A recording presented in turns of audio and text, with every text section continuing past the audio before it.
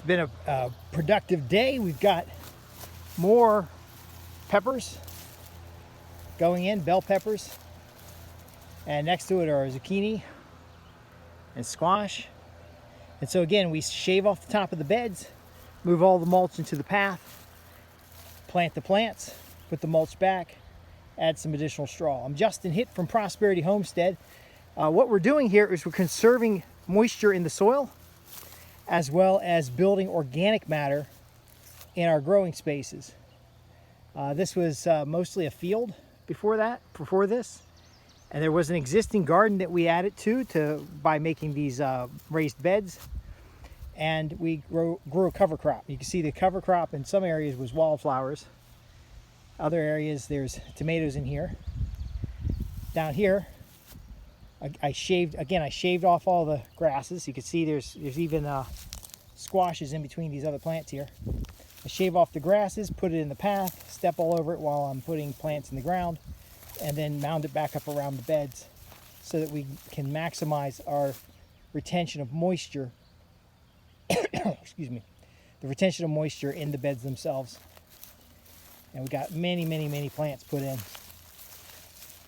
Lots of plants put in. Now you can see in the cover crop we had mustards and different kinds of greens, collards and such.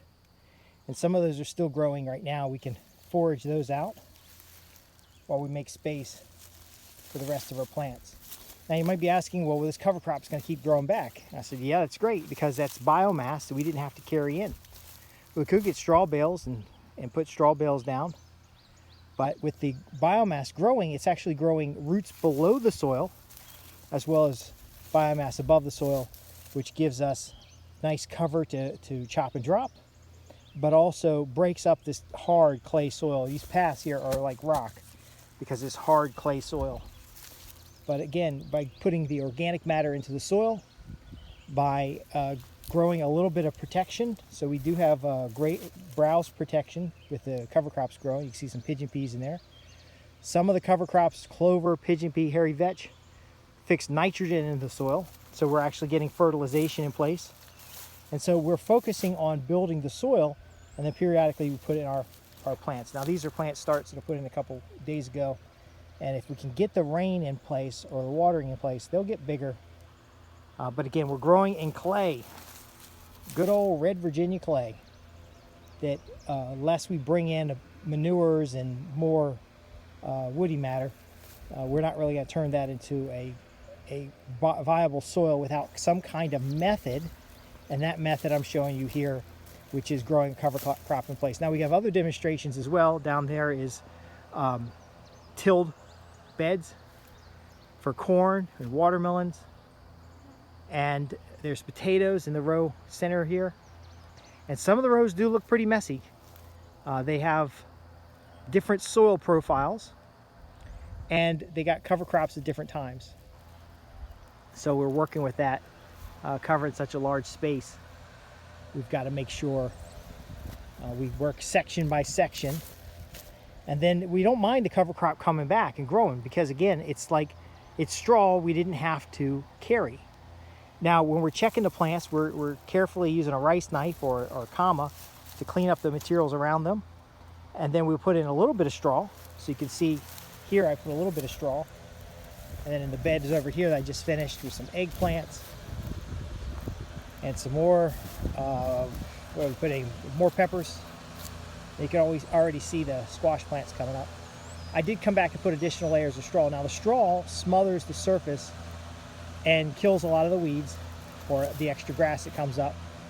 It also holds some of that moisture and allows that moisture to get closer to the surface of the beds, and then to protect our worms and such like that. Now we do have a little bit of slugs because of this, and we do have a little bit of crickets and stuff, but not enough to be worried about it.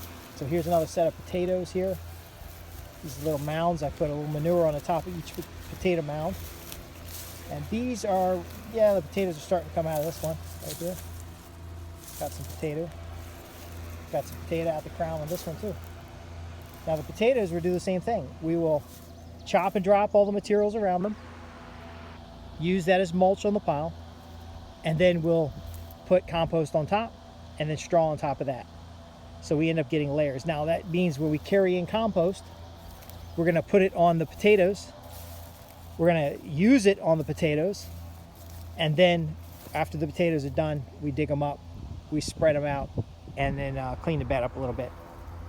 So again, we're not bringing in material and then tilling it under or waiting for cover crops. We're growing inside of a cover crop, which gives us a better environment, more breakage of the root activity. The cover crops that go they give us an indicator. Some of the cover crops will fix nitrogen. You also see an interesting phenomena.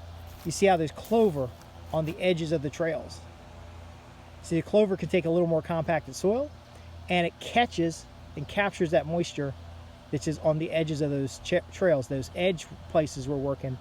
And then because we're able to capture moisture there, and the roots are able to make a path into the soil, when we get a heavy rain, it actually floods the paths and then soaks into the mounds to water our plants.